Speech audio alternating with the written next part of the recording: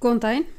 Ég ætla að fjalla hérna aðeins póster eða plaggöt og í framhaldi af því aðeins infograf. En þetta er hluti af því sem við ætlum að gera í lotunni. Við ætlum að vinna með texta og búa meðal annars til plaggat og annað plaggat sem heitir infograf. Við byrjum á því að velta fyrir okkur hvað er plaggat. Plaggat er yfirleitt eitthvað skona auglýsing. Þetta er eitthvað sem er hengt upp á vegg. Það er yfirleitt í stærðinni A3 eða jafnvel stærra. Þetta er algengast.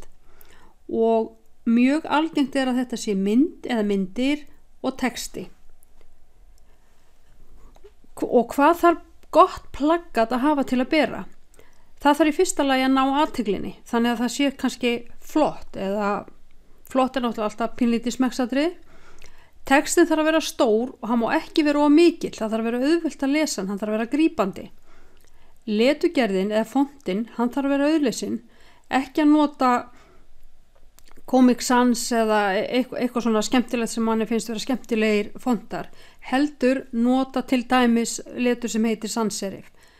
Ekki að nota hástafi vegna þess að það er yfirleitt erfiðar að lesa það og þú getur ekki lesið það. Í fæstum tilfellum er ekki hægt að lesa það ef maður stendur langt frá. Bestu plaggutin eru það einföld að fólk getur ekki annað en staldra við og lesi þau þegar það fer framhjá. Hér er dæmi plaggut sem eiga við skóla. Þetta fyrsta, hér er bara verið að auglýsa alls konar form. Það er þríhyrningur, það er ferhyrningur, það er hexagon og ringur og allt þetta dót. Síðan er það næsta að það er auglýsing fyrir að fara aftur í skólan og það er alls konar sem maður getur lært á hljóðfæri, maður fyrir í íþróttir og maður lærir með stílabókum og maður getur orðið alls konar og síðan er það mjög einfalt plaggat sem segir samt alveg nóg. Every child has the right to an education. Þetta segir allt sem segja þarf, mjög einfalt og næri alveg því sem það þarf að ná. Síðan erum við hérna með tvö dæmi kvikmyndahandrit. Nei, forrit fyrir ekki. Þetta fyrra hérna, mjög einfalt. Þetta er bara nafni á myndinni og aðalekararnir tveir, ekkert meira. Hitt þekkja nú flestir, af því þetta er orðið svona hálfgert költ vídeó eða kvikmynd. Og hér er miklu meira upplýsingar. Hér er nafnið á myndinni. Hér er mynd af einum leikarana, hér er taldir upp allir leikararnir, hér er hver býr það til og alls konar aðrar upplýsingar. Þannig að miklu meiri upplýsingar á þessu. En þið takið eftir, það eru samt þannig, hér er aðalmálið. Þannig að það er stærst. Leikararnir eru líka skipta máli, þannig þeir eru líka stórir. Hér erum við komin yfir í letur sem er ekki þetta típiska. Þið sjáu að þetta hér er miklu læsilegra letur þó þetta sé í hástöfum. Þannig að það er svona ýmislegt sem þarf að spá í. Hér erum við með auglýsingar þessi hér er bara típisk kókólýsing. Við vitum öll hvað þetta er. Það þarf ekki að segja okkur neitt meira. En hún segir samt Ice Cold Sunshine, Cola, Coca-Cola, Coke. Við vitum öll hvað þetta er. Þetta er svona þekkt. Þannig þeir þurfi ekki að gera neitt rosalega mikið. Síðan erum við með annað hér þar sem verið er að auglýsa opnun. Og þá kemur hún í risastórum stöfum. Hér er hvar það á að vera og klukkan hvað þetta er og hvar á bænum eða landinu eða hvað það er þetta er. Þetta er allt hluti sem skipta máli. Síðan erum við aðra gerð af plaggatum. Og það er það sem við kallum infograf eða infografik. Þetta eru grafískar upplýsingar og það voru þið til dæmis að vinna með í vördinu hjá ykkur þegar þið eru að gera myndritinn. Þessi infograf þau innihalda mjög oft eitthvað skona myndrit á einhverju tagi sem verið er að útskýra. Það sem þarf að hugsa hér mun betur heldur en þegar það er plaggutin. Það er hver er markhópurinn. Hvað er það sem ég ætla að ná? Textin þarf að vera stuttur og auðskilinn og hann þarf að segja ykkur að sögu. Ef myndin segir betri sögu heldur en texti, þá á maður að nota myndina, ekki textan.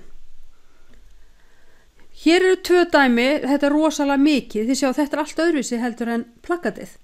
vegna þess að hér erum við komin út í infograf. Þessi hér, hérna til hægri, að hér eru 6 kenningar sem að allir kennarar ættu að þekkja, segja þær hérna á plakatinu, og þetta eru þessir aðalkallar sem að þið lærið í uppeldisfræðinni. Þetta er Vygotsky, þetta er Piaget, þetta er Skinner, Brunner, Bloom og Howard Gardner.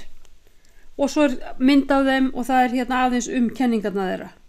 Hin hérna til hliðar að hér er verið að tala Bloom sem er líka þekktur innan uppeldisfræðinar, innan menntageirans og allt það. Hér er verið að segja hvernig kenningin hans virkar. Í fyrsta lagi að muna, það er að skilja, það er að taka inn, það er að greina, það er að meta og í framhaldi af því getum við farið að skapa.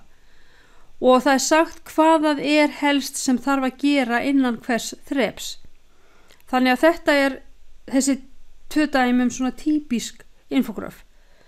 Hér er líka önnur dæmi infograf og hérna þetta fyrra, þetta svarta, að þetta er líkamstjáningin eða body language og hér er bara sagt verið, það eru augun, það eru varirnar, hér, það eru hendurnar, það eru fæturnir og svo koma dæmi.